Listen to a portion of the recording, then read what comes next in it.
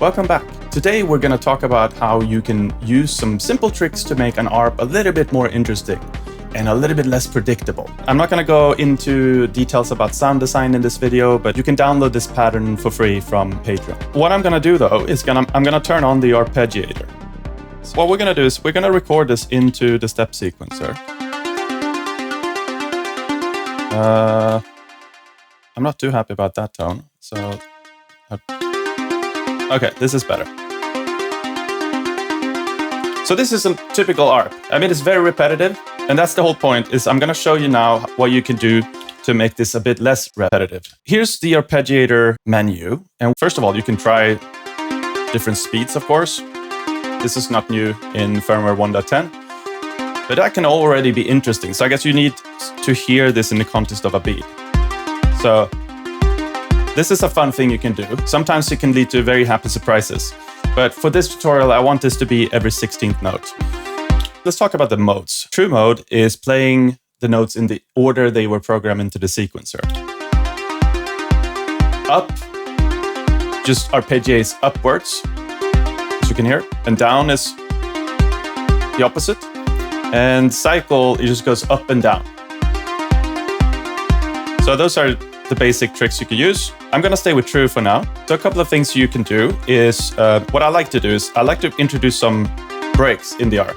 So I just hit this down arrow on the step. This is an ARP that has a length of 16. And you can press up to activate it again. You can also transpose these notes. I try to avoid that for ARPs that have multiple notes because sometimes this is a chromatic transposition. So sometimes if you hit the wrong note, oh, that sounded okay. That's also okay. So anyway, this is a way to explore, but sometimes if you hit the wrong note, it sounds terrible. So I'm not going to use the transposition function so much. What I wanted to show, though, is how you can increase or decrease the length of the ARP. So this already starts to sound a bit more interesting. We can add some other elements to make it easier to hear. So we've already made it more interesting, right? You can copy the arpeggiators. So now if I reset this, we can listen to how it sounded before. This is where we were. And this is where we ended up.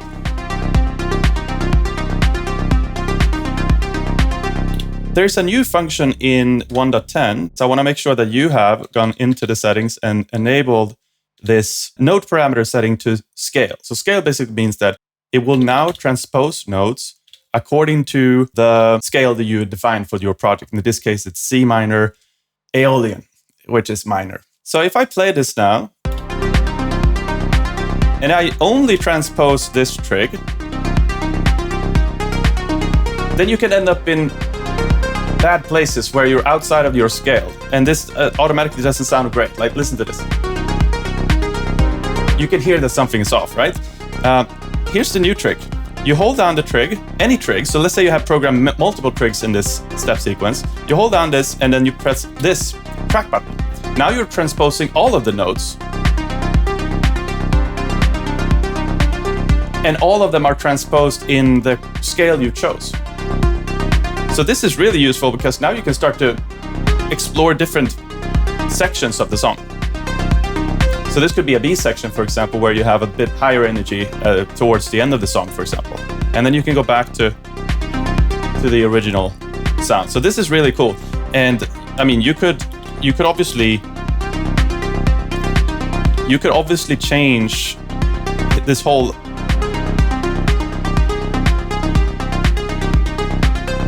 ARP sequence. So now I have two here, but I still only need to hold one of them and hold down track and transpose to transpose everything.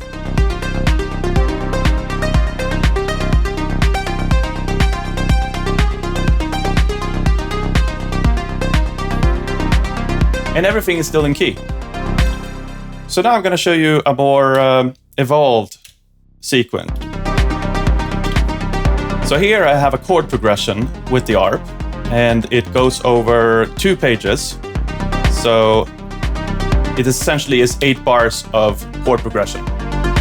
And if you haven't watched the chord mode tutorial, have a look at that. It's also one of the awesome new features of Firmware 1.10. But here I'm using that to just create a bit more of an interesting evolution in the song. And again, this pattern will be available on Patreon, so just check it out if you want to see how I program this.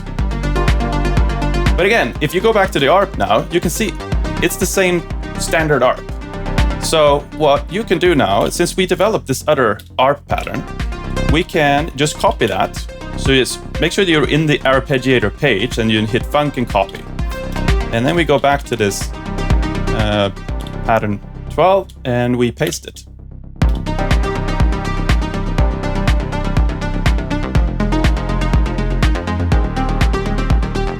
So now it sounds a bit more like a melody, less like an ARP, more like a proper melody. And you can also transpose, you can shift the offset of these steps if you want to try some different rhythms.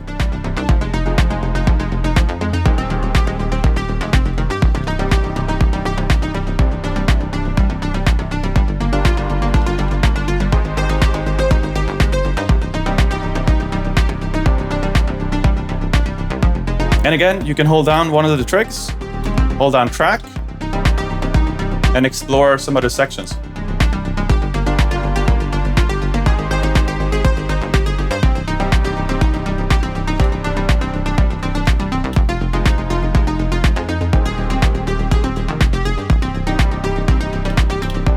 So it's very, very simple to very quickly come up with something that you didn't anticipate necessarily. And yeah, it's very exploration friendly, let's say.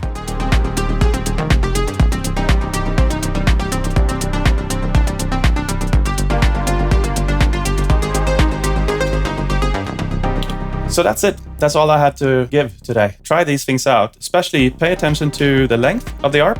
It's something that can really create almost like polyrhythm feels, especially if you have an uneven number. And then play around with these breaks. So just hit down to mute one note, hit up again to unmute it. It's very, very simple. I do have a feature request for Electron. I wish that it was possible to print the ARP. Once you program it and you have it the way you want it, I would love to have the ability to just print this ARP out into the step sequences so that I could further tweak it. That would be lovely. Electron, if you're listening, consider that my #1 request right now. I hope that was useful. There will be many more tutorials in the future. So if you like this type of content, hit subscribe. Also, be sure to drop a comment and let me know what you would like to see more of in the future.